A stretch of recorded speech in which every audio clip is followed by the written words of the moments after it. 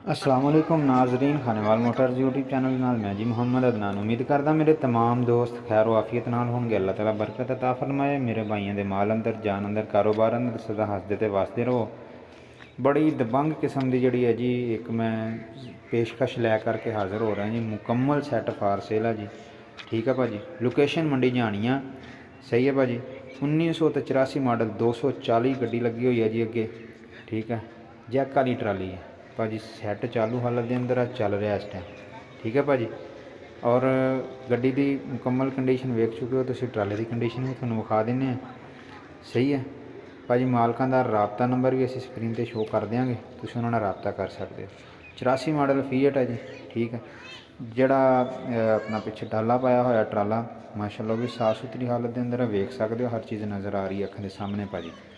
ठीक है, बाकी जिन्नी भी मालूमात है तुम मालकों को रबता करके लै सकते हो। गड्डी की बहुत ही मुनासिब जी 9.5 लाख रुपये मुकम्मल सैट की डिमांड है भाजी। कोई ज़्यादा डिमांड नहीं। ठीक है, लोग इन्नियां डिमांडा कल गड्डी दी करी जा रहे हैं। बिल्कुल मुनासिब जी डिमांड है भाई।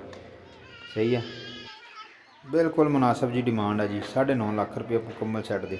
उम्मीद करांगा दोस्तों वीडियो पसंद आएगी। मिलेंगे एक नए वीडियो के नाल। नमाज कायम करो। पाकिस्तान जिंदाबाद। अस्सलाम वालेकुम।